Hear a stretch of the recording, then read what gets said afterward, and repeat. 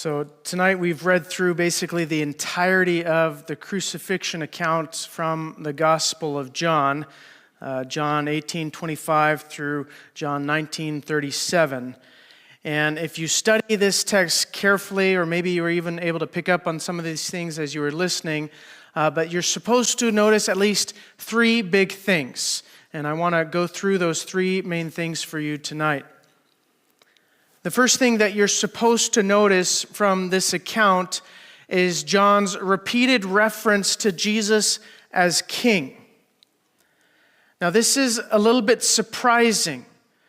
In the other Gospels, particularly in Matthew, they emphasize Jesus all throughout their Gospels. Matthew starts with the announcement of Jesus' birth by declaring, here's a king in the line of David.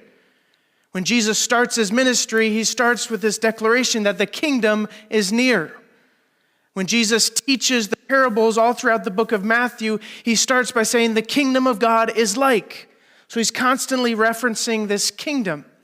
But in John has been relatively silent about Jesus' kingship. Instead, he's been emphasizing Jesus as the Word of God, Jesus as light and truth, Jesus as the I am, Yahweh, God. Jesus bringing life, being the bread of life, the way, the truth, and the life, the light of life. Those are all themes that John has been highlighting over and over again, but he's been virtually silent about Jesus' kingship until now.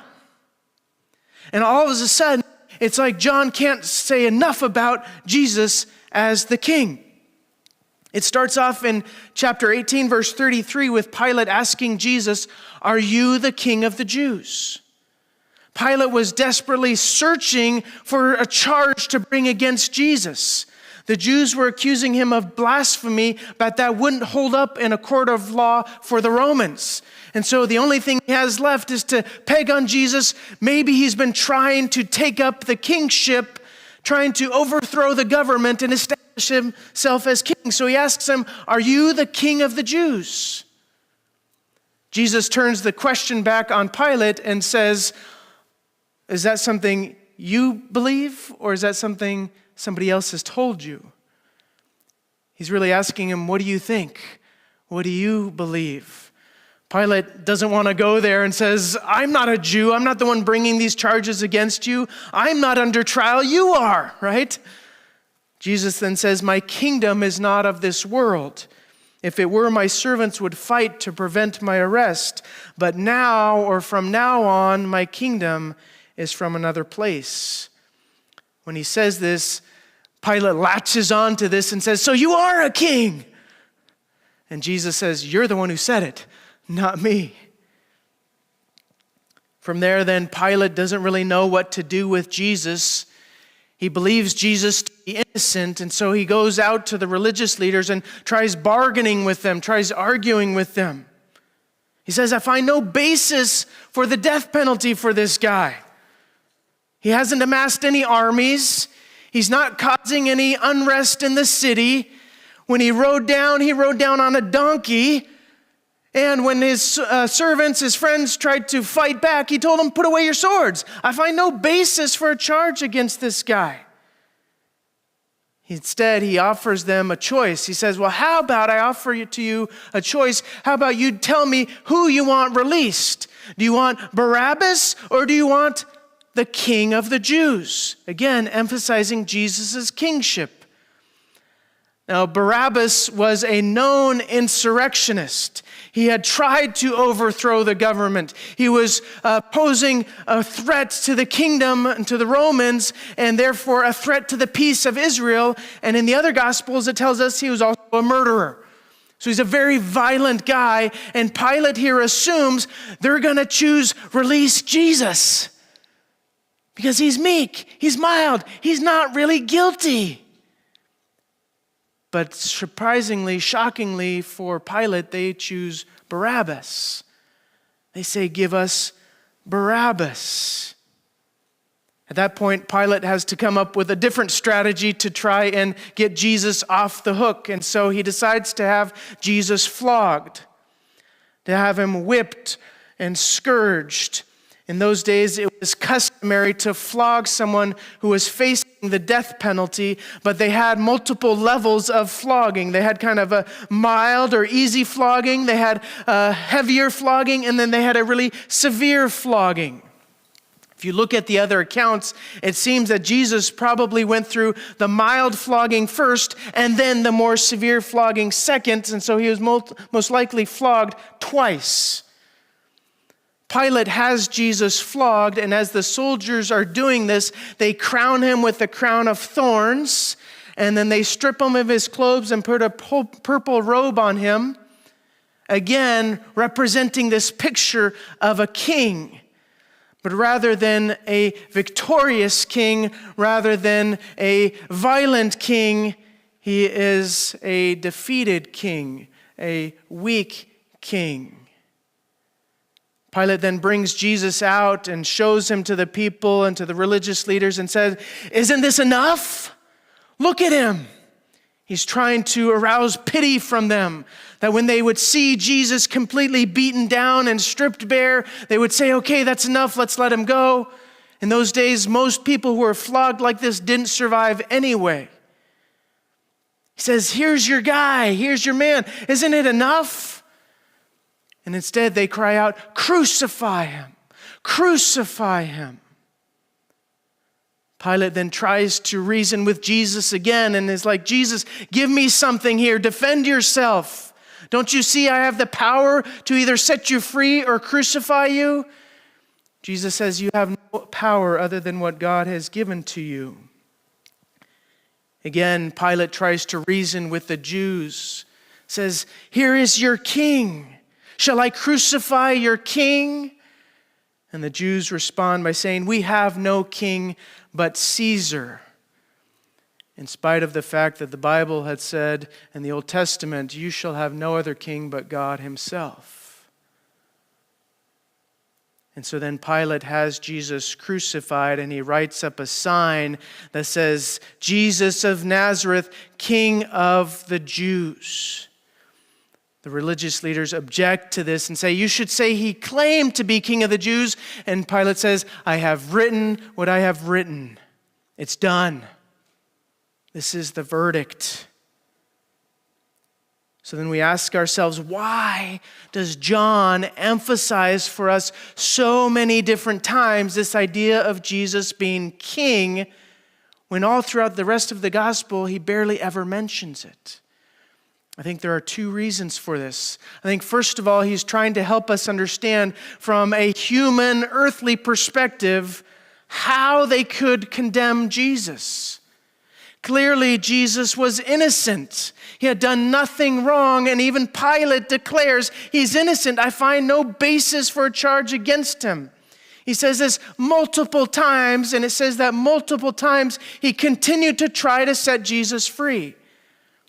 John is trying to help us understand from a very human, earthly perspective how it is that they could condemn Jesus, and the only thing that they could agree on, that they could come up with, was that this guy claimed to be king, and therefore he posed some kind of threat to Rome.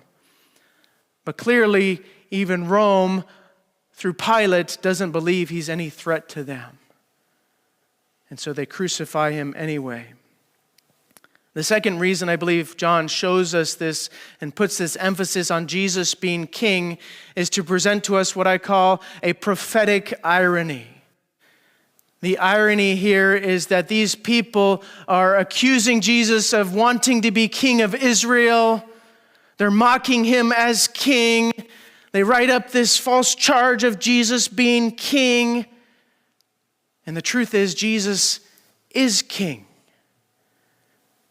But he's not the kind of king the Jews expected. And he's not the kind of king that Rome would have expected. He didn't come with an army. He didn't come in violence. He didn't come trying to overthrow the government of the world, the Roman Empire, nor Herod or the Jewish representatives. He came in meekness.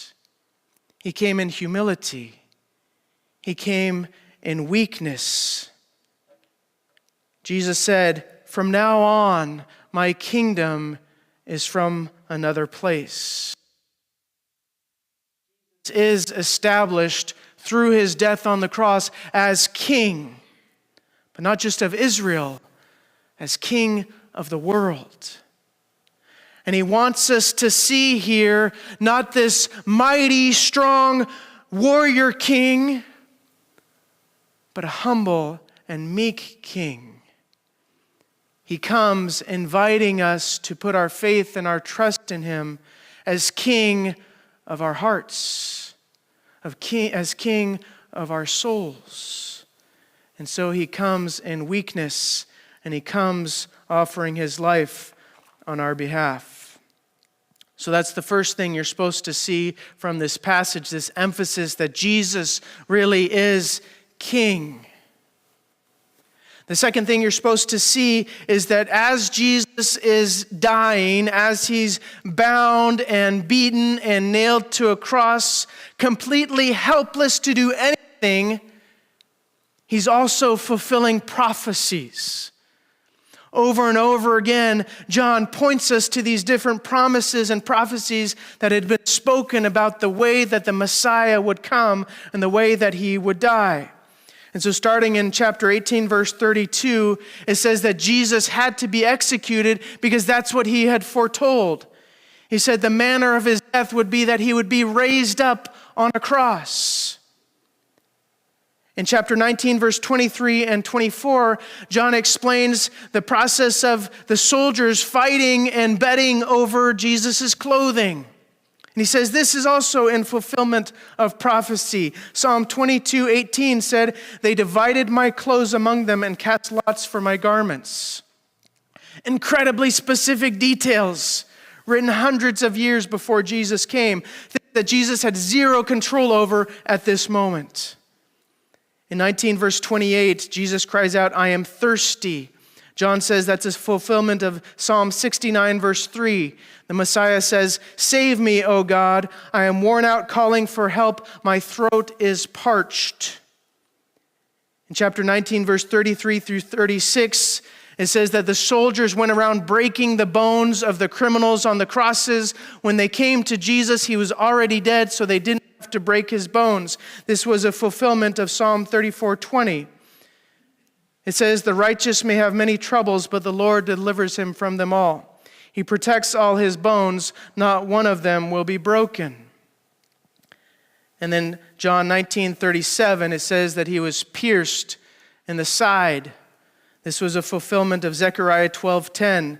God says, "I will pour out on the house of David and the inhabitants of Jerusalem a spirit of grace and pleas for mercy, so that when they look on me, on him whom they have pierced, they shall mourn for him, as one mourns for an only child, and weep bitterly over him as one weeps over a firstborn." All of these things completely out of Jesus' human control, and yet they're happening exactly the way God said they would. John is showing us that this death, this execution is no accident. It was part of his plan. It is part of his will. In the last chapter, Jesus had said, "Shall I not drink the cup that the Lord has prepared for me?" Jesus understood that in dying on the cross, he was taking on himself the fury and the wrath of God. He was taking on himself the punishment that the world deserves for ignoring him and despising him. He takes this punishment on himself. He gives his life willingly. It was always part of God's plan. So that's the second thing that you're supposed to notice from this passage. Jesus is king, and Jesus here is fulfilling prophecies. And then lastly, the third thing you're supposed to take notice from this passage, somewhat obviously to us maybe, is that Jesus really did die. In chapter 19, verse 35, John says, "The man who saw these things testifies that these things are true." And he testifies them because they are truth, because they really did happen. Most likely he's describing himself here. He was an eyewitness of this. He saw Jesus die with his own eyes. It's not a hoax. It's not a trick. It's not a lie. Jesus really did die. This week I was reading an interview with a medical doctor, contemporary medical doctor. And in this interview, he describes, medically speaking, what Jesus went through. And this is also something that was written about in the Journal of the American Medical Association. So a secular publication also has an article about this. But this doctor explains in medical terms what happened to Jesus. He says, starting in the garden when Jesus was sweating drops of blood, that's a condition called hematidrosis. When your body is under extreme angst and physical stress, it can do that.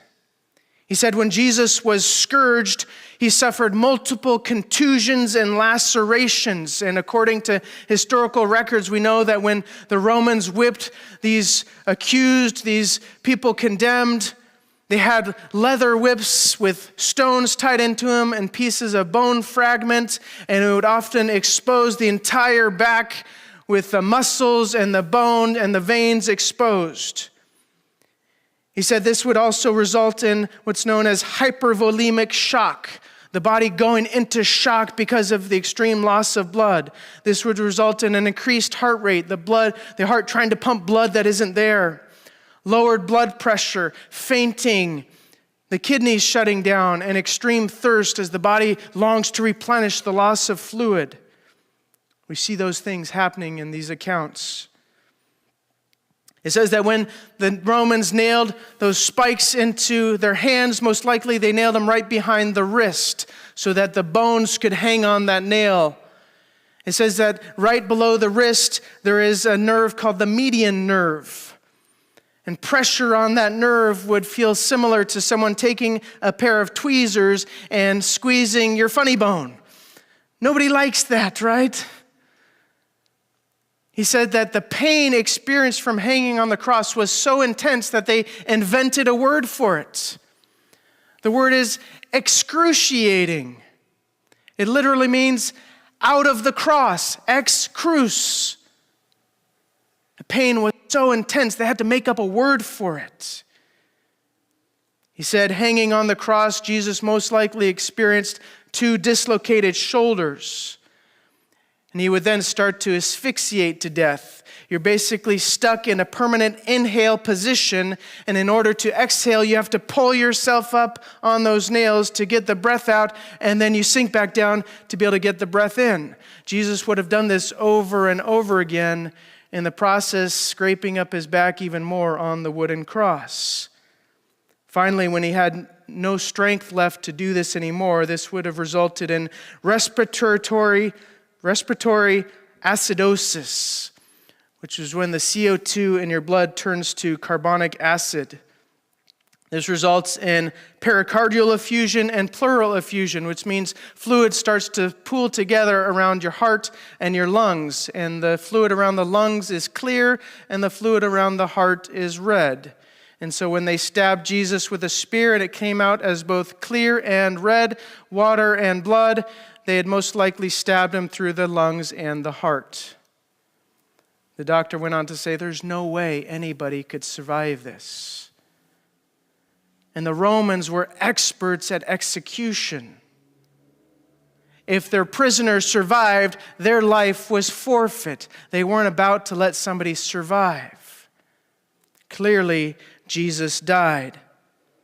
The doctor said, if by some medical miracle he had actually survived that, there's definitely no way he would be walking around 2 days later.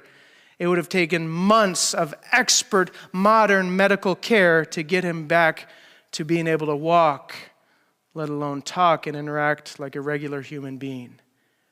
The point of all that is to share with you that Jesus really did die. John wants us to know Jesus really did die.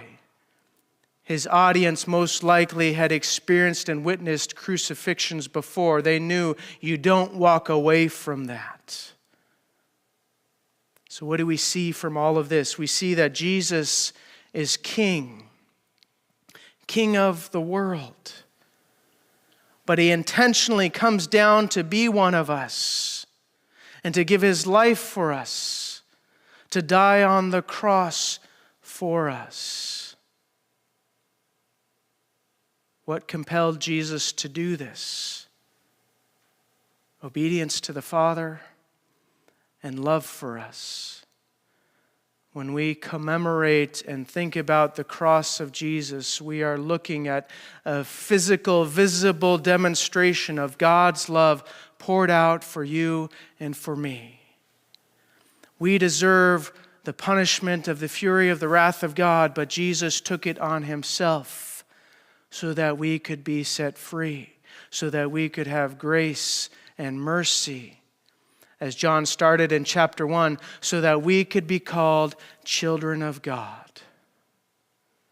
The cross is God's love shed for you and poured out for you. And so the only question left then is, how do we respond to this? How do we respond to this incredible, amazing gift of God offering his life for us, offering his life for me? I hope you'll come back Easter Sunday as we talk about the resurrection and as we talk about our response to Jesus' death on the cross. I encourage you to be thinking about that for the next couple days. At this point, we're going to turn our attention to communion. And let me remind you that communion is a celebration of what Jesus did for us on the cross. When we take the bread, we are commemorating, we are celebrating that Jesus was beaten and bruised and pierced for us. When we drink the juice, we are commemorating and remembering that Jesus' blood was poured out for us. It's a declaration of our faith and our love and our gratitude for what Jesus has done for us. It's a commitment to continue following him and putting our trust in him. This time I'm going to have John and Tanya play a song for us, and I'd like you just to take these next few minutes to sit in silence and just reflect on the cross. Take some time in prayer. Confess your sins to God. Pour out your thanks and gratitude to God, and then we'll take the elements together at the end of this song. Please take some time now and just be quiet before the Lord.